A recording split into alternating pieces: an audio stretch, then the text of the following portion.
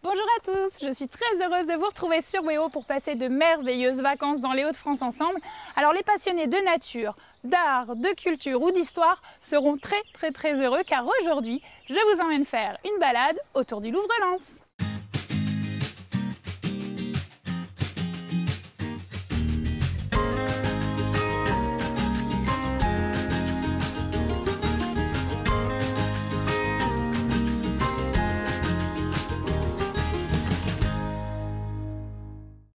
Le bassin minier est un territoire dans les départements du Nord et du Pas-de-Calais. Au programme, Gauthier me fera découvrir toutes les animations de Parc en Fête au cœur des jardins du Louvre à Lens. Ensuite, c'est Vincent qui m'accueillera dans son restaurant, comme chez Babcia, pour me faire déguster les spécialités polonaises. Et en plus, j'adore ça. Après ce bon repas, c'est Émilie et Antoine qui m'attendront à la fosse du 99 bis à Wany pour y découvrir ce site minier classé au patrimoine de l'UNESCO. Et profiter ainsi de faire une petite balade en pleine nature sur le terri. Allez, tout de suite, c'est Juliette qui m'attend aux portes du musée du Louvre-Lens pour une visite de l'exposition Soleil Noir. Et voilà, on y est. On est déjà dans l'ambiance, il fait super noir, super sombre, et d'ailleurs c'est très apaisant.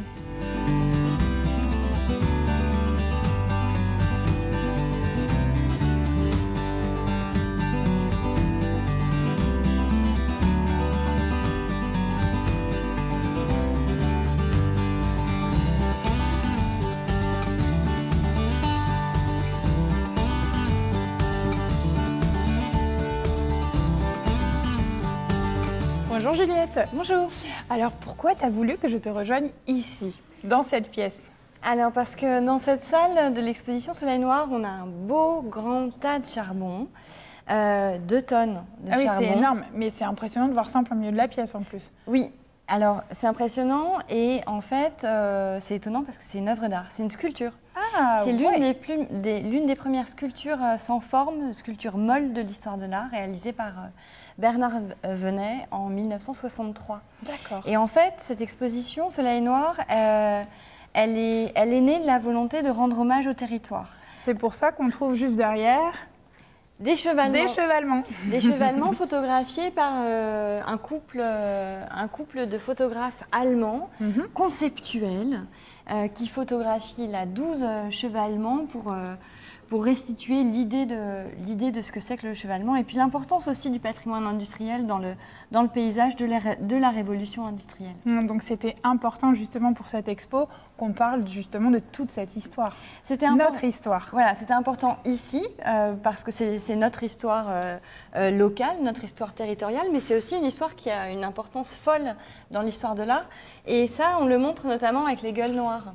Les gueules noires qui sont ici des photographies de mineurs au fond des mines, de mineurs à Lens, à Liévin, enfin voilà. Donc vraiment chez nous. Voilà, ici, et des icônes, enfin voilà, les gueules noires, ce sont des vraies icônes de la condition ouvrière, ça c'est notamment permis par ce masque noir de suie qui les recouvre. Le visage, et on voit toujours ces yeux magnifiques percé à travers ce masque. Ah, mais il y a beaucoup d'émotions qui passent à travers les yeux, on le sait. Et alors là, 2 œuvres qui évoquent la fascination des artistes contemporains pour la machine et notamment pour la voiture. Ça, c'est un César. Vous vous souvenez des Césars du cinéma qui sont des formes de compression. Et là, c'est une compression de capot de voiture trouvée par César à New York en 1990, qu'il a donc compressé et peint en noir.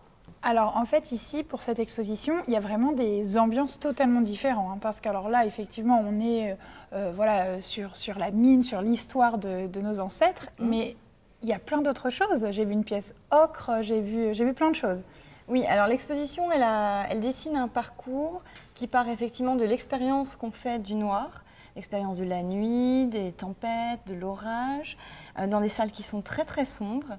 Et ensuite, on passe au symbolique du noir, donc avec les salles rouges, symbolique maléfique. Le noir, c'est aussi la couleur du diable, la couleur voilà, des monstres noirs, des araignées, des Il y a mouches. toute une histoire. Il y a beaucoup de petites bêtes dans cette salle qu'on a beaucoup conçue en pensant aux enfants. Voilà, d'ailleurs, il y a la petite justement araignée qu'on peut suivre parce que les enfants pendant les vacances peuvent aussi faire cette expo et suivre les parents pour comprendre un petit peu toute cette histoire et toute cette exposition. C'est chouette ça.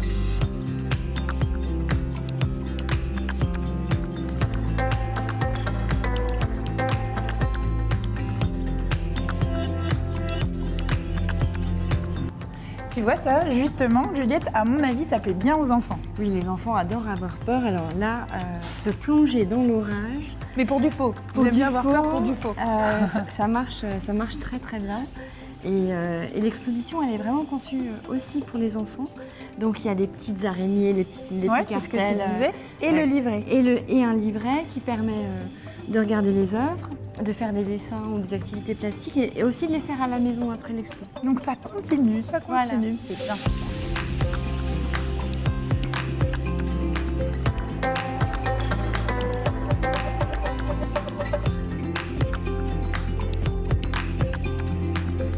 Tu vois Juliette, ça c'est vraiment mon coup de cœur de l'expo.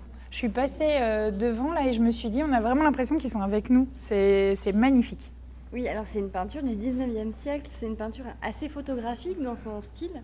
On dit naturaliste en fait, et ça représente un couple d'amoureux. Lui est très amoureux d'elle, il lui retient la main, et puis elle détourne un petit peu le regard. Ouais, ça fait un peu ça quand même. Voilà. Hein, et on l'a montré parce ils sont vêtus de noir, comme c'est souvent le cas au 19e siècle. Mais surtout, il y a ces ombres portées qui dramatisent la scène et qui racontent encore un peu plus la tension dans le couple. Puisque si tu regardes bien, l'ombre du jeune homme vient essayer d'embrasser le visage de la jeune fille. Oui, mais tu vois, j'adorais déjà. Mais alors, quand Juliette, elle nous raconte, tout de suite, ça prend encore une autre dimension. Mais en tout cas, moi, je vais continuer ma petite visite. Et puis, juste après, je vais rejoindre Gauthier, parce que je crois qu'il m'attend dans l'enceinte du Louvre. Je crois qu'il va te parler de parc en fait. Ben, on va voir ça.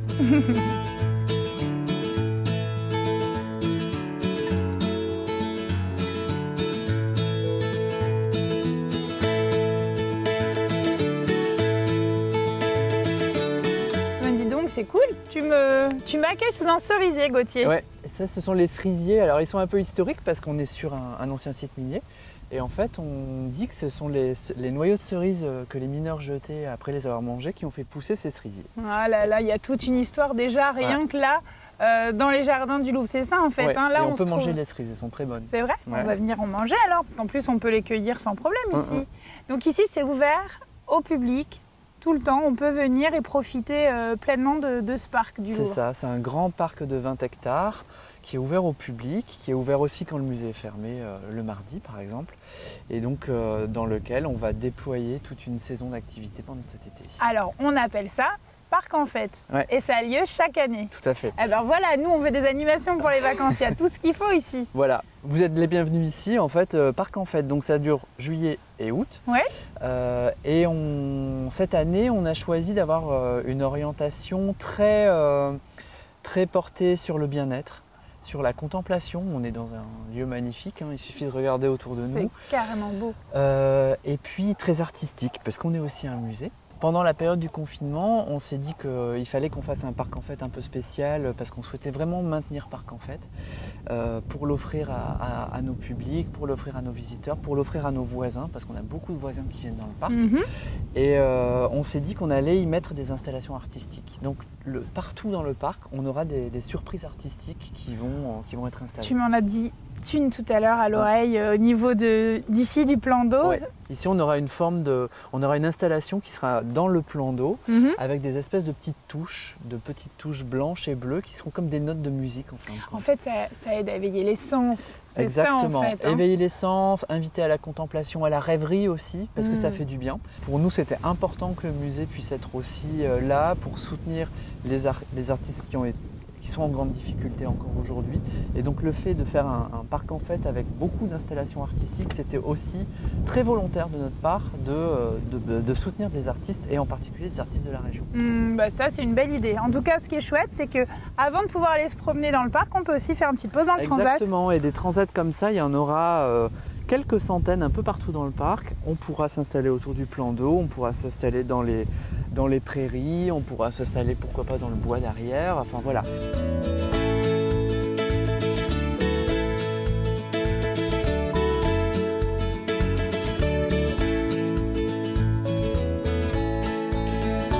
Tu m'expliquais que tu faisais vraiment deux volets différents en fait, un volet artistique mais aussi animation. Oui, complètement. En fait, on propose tous les jours des activités pendant la saison, Ouais.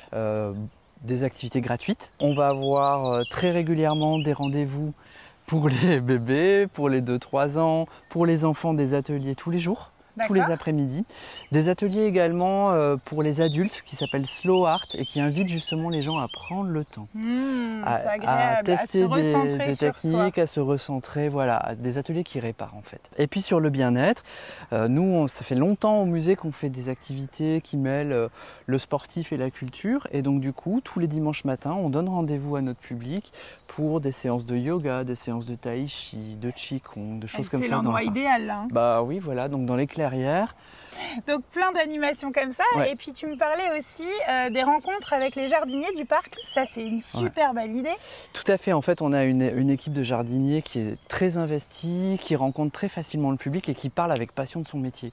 Donc très régulièrement aussi, on aura des rendez-vous avec les jardiniers qui feront des visites du parc et aussi des rendez-vous qu'on appelle les cafés potagers qu'on a commencé à faire l'année dernière, pendant lesquels en fait on invite, alors il y a les jardiniers, il y a des voisins et puis il y a les visiteurs lambda et puis c'est des échanges de bons procédés en fait. Les bons tuyaux. Exactement. Ah, c'est chouette. Et puis alors si on a de la chance, si c'est un moment où il y a des légumes dans le parc, des choses comme ça, et ben les jardiniers vous donnent les légumes du parc. Mais oui, on aura de la chance, on aura des bons légumes.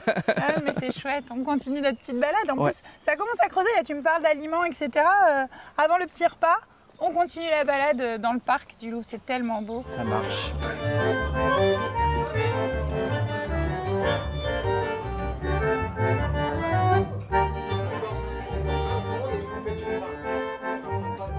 Salut Vincent. Dzień dobry, Emma. Mais c'est super sympa, il y a de l'ambiance. Eh ben on est en Pologne, c'est la fête. Ah mais ça donne envie de rester et d'aller même danser. Eh ben je t'en prie, Emma, va danser. Ok, On y va. allez, go.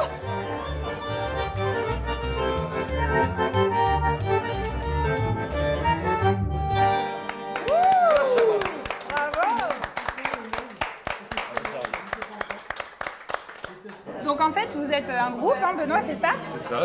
On a un groupe et on a la chance d'animer ici chez Babcha tous les samedis soirs et dimanche midi. Et alors ça se passe comment? Les gens, ils réagissent comment à ça? Alors, il faut avouer que généralement, quand les gens ne s'entendent pas forcément à une ambiance détonnante, ils viennent peut-être manger, etc. Et puis, la musique aidant, forcément, ça se termine tout le temps.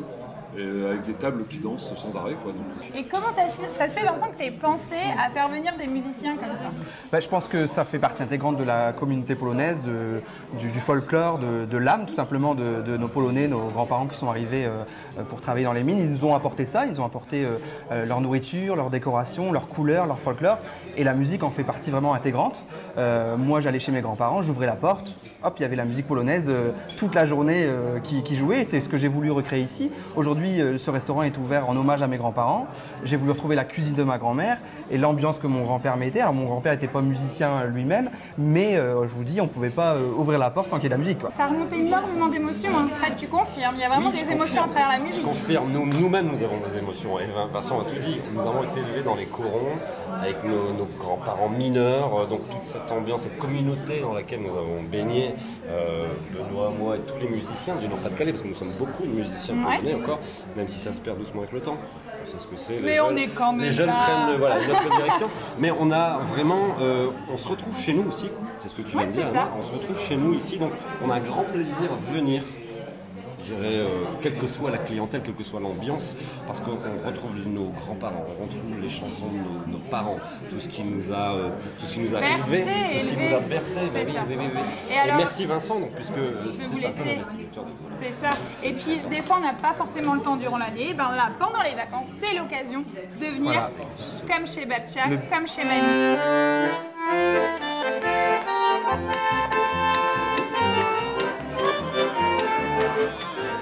Embêter un petit peu. C'est comment votre prénom? C'est Liliane. Liliane, bonjour. Lilcha en polonais. Oh là là là là, il va falloir se titrer parce que j'ai beau être polonaise, moi je connais quoi? Nazdrowie, c'est bien ça? Oui, c'est très bien. Voilà, c'est ça, que des choses comme ça très importantes. D'accord. Alors, vous venez souvent ici? Ah oui, on vient régulièrement parce que c'est une bonne ambiance polonaise. Et puis, entre amis, on passe un bon moment, c'est vraiment très agréable. Et alors, on mange bien? Parce que Oui. moi, j'ai pas encore goûté. C'est très bon, très copieux, vraiment, la qualité des bons produits, c'est vraiment extraordinaire. Et alors, tout à l'heure, Benoît disait, oui, des fois, il y a des personnes qui dansent et vous dansez aussi? Ah bah bien sûr, on danse régulièrement, surtout les week-ends avec les musiciens, c'est super. Une ambiance qu'on retrouve quand on était jeune en fait. Ah, c'est ça, ça rappelle des souvenirs. Oui, C'est exactement. vraiment ça, on fait un bond en Un bond en arrière. arrière.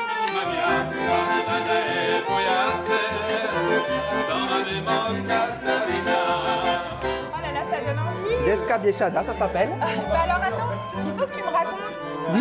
C'est toi qui cuisines ou pas? Ah non, pas du tout. J'ai deux adorables cuisinières polonaises, Edita et Renata. Alors elles ont vraiment le prénom en Elles plus. sont vraiment polonaises, ça fait 6 ans qu'elles sont en France. D'accord. Elles parlent plus polonais que français. Et elles cuisinent toute la cuisine d'antan, la cuisine de leur Mais grand-mère. alors on n'a pas besoin de partir en vacances en Pologne. Mais non, c'est ici On la vient Pologne. ici pendant Voilà. les vacances. Les avions sont annulés, vous venez Voilà, ici. ici. Exactement. On va juste dans la rue. Ouais, on peut. Alors raconte-moi, donc tu dis c'est vraiment typique, il y a le chou rouge, ça forcément. Voilà, en fait c'est un mélange de spécialités. Plus particulièrement, ce qui est très connu ici par les ch'tis, hein, c'est kluski rola chou rouge. Hein. Ouais. Donc la kluska, le pain vapeur, Ça. voilà, avec czerwona kapusta, c'est le chou rouge, Ouais. hein, en polonais. Ouais. La roulade, donc c'est une pièce de bœuf qui est coupée finement, martelée et nappée de moutarde polonaise, Mais qui roulée, pique pas, la qui pique moutarde pas, polonaise. roulée avec des oignons, des cornichons et de la poitrine fumée, Ouais. d'accord. Et en fait, c'est le plat typique des ch'tis, tout simplement parce que c'est le plat régional de Poznan. D'accord. Poznan, c'est là où ma grand-mère est née, et c'est là où la plupart des gens qui sont venus ici dans les mines venaient de cette région-là. Donc en fait, c'est leur plat à eux, alors que dans toute la Pologne, c'est pas forcément connu. D'accord, et alors souvent on disait voilà, on a bien mangé hein, quand on a mangé chez Mamie, chez Babcia, parce que justement elle faisait des repas bien copieux pour que. Ça tient encore pour, Voilà, les mineurs, pour les mineurs. c'est resté comme ça, et puis jamais personne n'est pas sorti d'ici en ayant faim. Ah bah non, bah C'est une tu bonne m'étonnes, chose. bah, Hein. avec ça je pense qu'on aura ce qu'il faut. Eh ben écoute, c'est parfait Vincent, parce que justement je m'en vais juste après me balader sur le Ouais. territoire douanier. Ah. Eh Je ben, pense que j'aurai tu auras tout les ce qu'il forces faut, nécessaires. comme les mineurs d'avant, pour pouvoir monter tout là-haut. Exactement, Non, je suis pas sûre de monter tout là-haut, mais en tout cas je vais bien manger. pas de souci. Alors en polonais, on dit smacznego, bon appétit. Moi je vais dire bon appétit. Smacznego. Merci Vincent. Je me sers. Allez.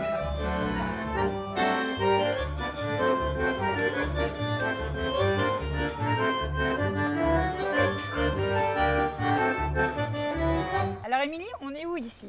Alors ici, on est sur le 99 bis à Wany. C'est un ancien site minier et c'est le dernier à avoir fermé en 1990 ici à Wany. Et alors en plus, il y a la particularité, c'est qu'il y a un côté hyper moderne là-bas avec le métaphone, c'est ça? Oui. Et ce côté-là? Et ce côté-là, c'est qu'on est sur un site historique, patrimonial, mais en même temps, on a choisi d'en faire un lieu culturel où la musique a une place importante. Et on a cette salle de concert, le métaphone, qui est très particulière puisqu'elle sonne à l'extérieur. Alors depuis le 1er juillet, on a ouvert le point d'info touristique sur le site.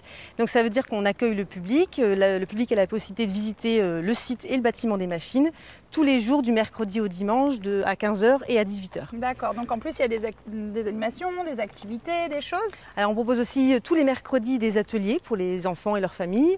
On a des propositions aussi hors les murs dans les cités minières du territoire. On a des balades nature le vendredi et le samedi on a des visites plus insolites avec des artistes, des comédiens, etc. Il y a vraiment plein de trucs à faire ici. Alors est-ce qu'on peut aussi visiter l'intérieur? Parce que on n'a pas forcément eu l'occasion d'aller à l'intérieur. Est-ce que c'est possible ça? Ça se fait? Tout à fait. En fait, c'est vrai que c'est un site très beau à l'extérieur, mais on a la chance ici d'avoir un site très bien conservé à l'intérieur avec les machines qui sont encore présentes. Et on peut aller dans la salle de la machine du puits numéro 9 où on voit la machine qui fonctionne et qui permettait de faire tourner et de faire descendre les cages d'ascenseur. C'est chouette, on peut voir tout ça ici. Eh ben, je crois qu'on va rester un bout de temps pendant les vacances. Et alors là, ici, ouais, on est vraiment face au beau terri. Ça grimpe pas mal. C'est Antoine, je crois, qui voulait me proposer éventuellement une petite visite très nature. On peut le rejoindre, ouais, c'est Antoine d'Eden 62 qui anime aussi le site sur le terri. Alors, ça grimpe un peu, mais je pense que je peux le faire.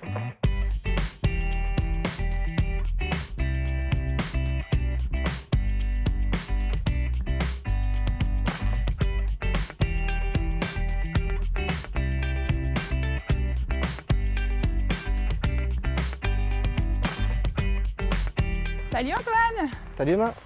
Alors Antoine, notre guide nature du jour, c'est ça, avec Eden 62.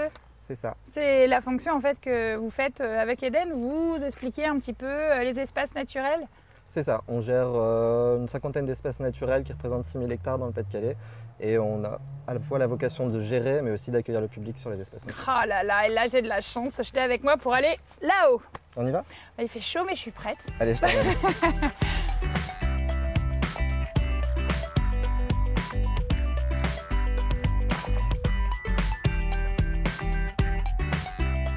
C'est super joli ce plan d'eau là. Ouais, donc les étangs que tu vois là, en fait, sont des étangs qui ont été creusés et c'est là qu'on s'est aperçu qu'il y avait du charbon dans le Pas-de-Calais. On a creusé, on a voulu sonder pour créer des bassins à l'époque et la propriétaire en fait de ce jardin a découvert la houille et du coup c'est pour ça qu'on est venu exploiter le charbon à houille. C'est trop chouette ça. C'est belle découverte.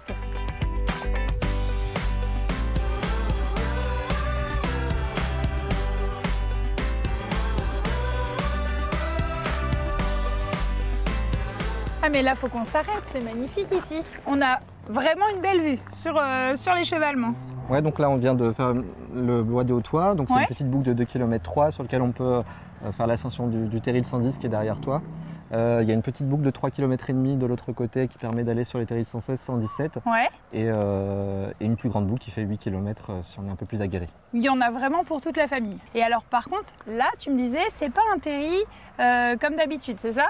Ouais, en fait celui-là c'est juste le résultat du creusement des galeries de la fosse neuve qu'on a vu tout à l'heure là-bas. Donc il n'y a pas vraiment eu d'exploitation de charbon, enfin on n'est pas venu déposer les schistes et les grès de l'exploitation du charbon, c'est vraiment juste le creusement des galeries. D'accord, et ici on voit bien que Dame Nature prend place. Hein. Voilà, c'est tout à fait typique des terris, donc des roches meubles noires, donc très secs et chauds, donc avec des plantes qui vont avoir du mal à s'installer. Des plantes qu'on retrouve plutôt dans les dunes, dans le milieu dunaire justement parce qu'elles vont supporter cette chaleur et ce côté meuble comme le sable. Bon là Emma tu vois, on voit essentiellement du millepertuis, toutes les fleurs jaunes que tu vois. Quand c'est un peu bleu donc c'est de la vipérine. Donc vraiment des plantes typiques du terril. Et tu dis par rapport à l'exposition qu'a le terril, il y a des fleurs qui vont plus... voilà, en fait, ça dépend vraiment de l'ensoleillement, la pente, pour avoir différents types de cortèges de plantes. C'est technique quand même, c'est bien d'avoir un guide nature. Hein. Et alors, il y a aussi les espèces animales ici, je suppose, qui ont pris aussi... Ouais, un peu comme les plantes, on a vraiment des animaux qui sont typiques des milieux secs, encore une fois, comme on disait avec les plantes. C'est le lézard des murailles, par exemple, le crapaud calamite, qui est un petit crapaud qu'on trouve que dans les dunes. Et du coup dans le Pas-de-Calais, sur les terrils, pardon.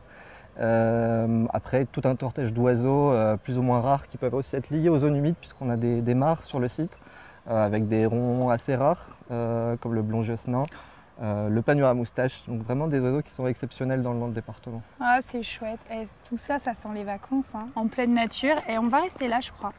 Hein? On reste là? Il manque les transats.